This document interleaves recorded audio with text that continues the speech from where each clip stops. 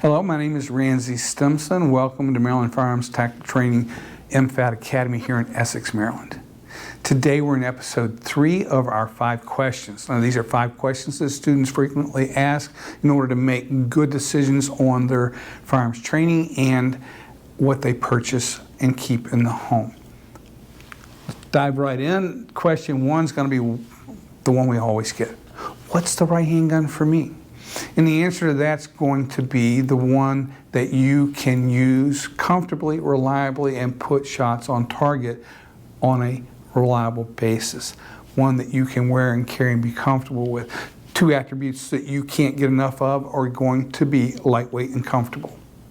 And the right handgun with the right ammunition and accessories is going to make the difference. Fit and finish, form and function all come into play. How you're going to carry it, where you're going to carry, when you're going to carry can dictate different firearms at different times. So we go over that in class and we talk about that, and we can make some excellent recommendations on what's going to work best for you. You don't have to break the bank. Good firearms run for about $400 up to about $600. There's a lot of really good choices. Cheap handguns are cheap for a reason, so below that $400 mark, I'm always suspect of the firearms. Above the $600 mark, a lot of really nice firearms. If you want to carry something a little more elite, or maybe with some other additional attributes besides form and function. However, my daily carry is about a $500 firearm, and it has been reliable to me for over 3 years now, going on 4 years for this particular one. I enjoy it, I shoot it well, I can carry it comfortably, and it's reliable, and I'm confident with it, and all of that's very important in the handgun that you choose. Next question is going to be, are revolvers more reliable than semi-automatics? And in general, the answer is yes. Revolvers are harder to jam, but it's possible. Semi-automatics, if they're not maintained properly, or if they're not fired properly, can jam. So in that respect, revolvers can be more reliable. However, revolvers inherently don't have as high a capacity. Some people feel more comfort in having that higher capacity. So you can find good choices in both revolvers and semi-automatics. I like my revolvers, but I do carry a semi-automatic myself. Next question we get is, what kind of ammunition should I carry?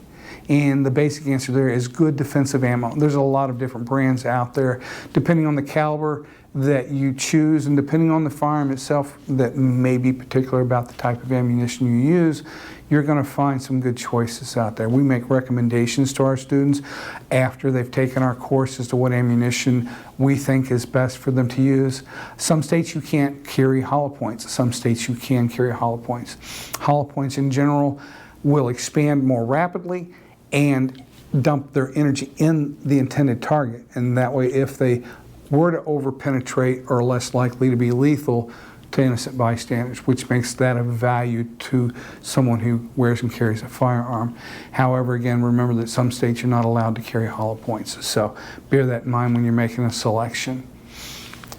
Then we're going to see the next question is a big one that we get all the time from students, and that's simply going to be, what are the basic accessories that a gun owner should consider? Because just having the gun and just having ammunition isn't going to satisfy all of your needs. First and foremost, a good cleaning kit, a good caliber-specific cleaning kit for the firearm that you own. You don't have to go out and buy the cleaning kit that cleans every known caliber to man, pistol, rifle, and shotgun, unless in fact you own all of those. However, you do need one that will do a proper job of cleaning the handgun that you own.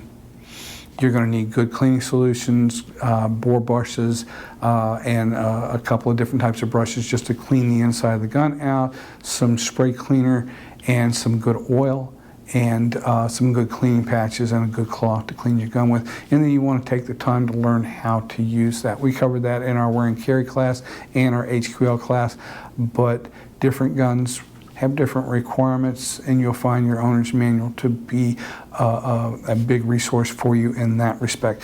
Holsters, I make the joke that We belong to an organization called Holsters Anonymous, and we meet at the bowling alley on Thursday nights. And that's only half a joke. It's actually partially true that there are folks out there who own so many different holsters because they like them, they enjoy them, they collect them, they use them. Some folks collect watches, some folks collect shoes, some collect dolls, some collect pearls or diamonds or whatever suits your fancy.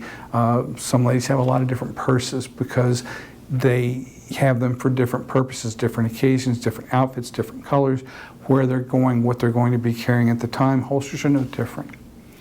So the one thing that you need to understand about holsters is they need to fit the firearm that you're putting in them properly, and they need to completely cover the trigger guard so that it protects it from an accidental discharge.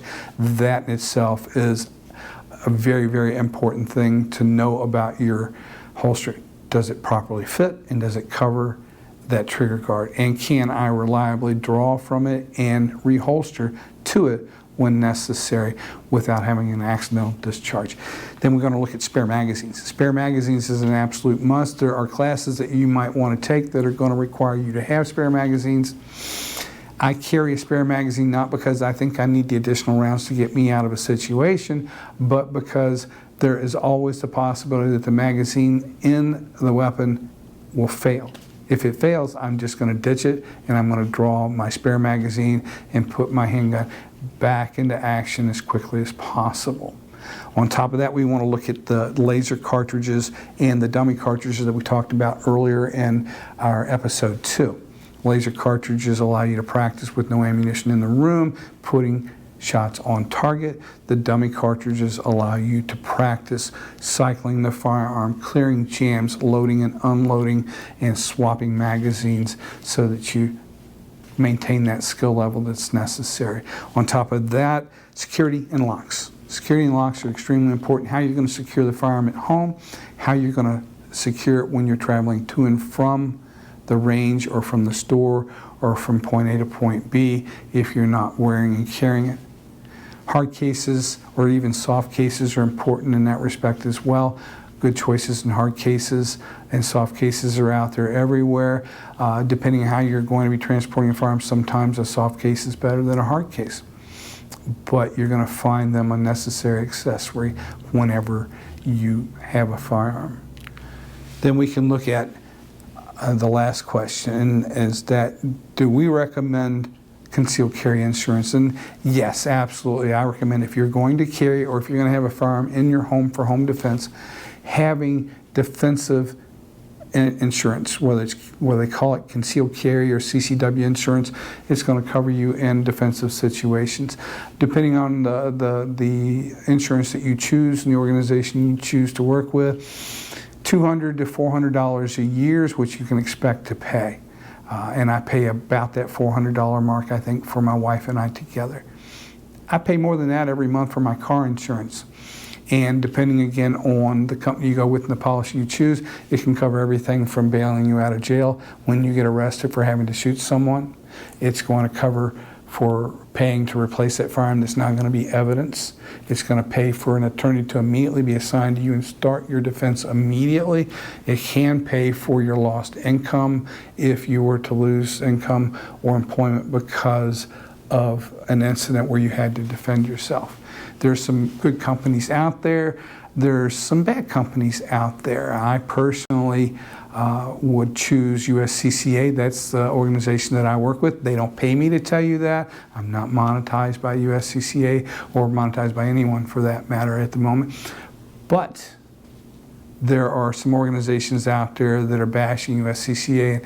I know that a lot of what they're saying is not true, and they're skewing the truth, twisting it, so to speak, if not outright lying in order to try and steal business from them. So whether you choose USCCA or another good organization, it's up to you. But when I see one organization bashing another one and telling half-truths or not telling the whole truth in order to try and get your business, I would think twice about giving them any money whatsoever. But I encourage, if you're going to carry, you should have carry insurance. If you're going to keep a firearm in your home, you should have defensive insurance. Either way, look into the insurance, find something that works for you, and get it get it right away, because you never know when you're going to need it. That's what insurance is all about. So thank you for joining us today. If you can think of any questions that you might ask that you haven't seen answered already, put them in the comments below. Don't forget, click on that subscribe button, click on the notification bell so that you get notifications when we publish more information, more videos, and more training.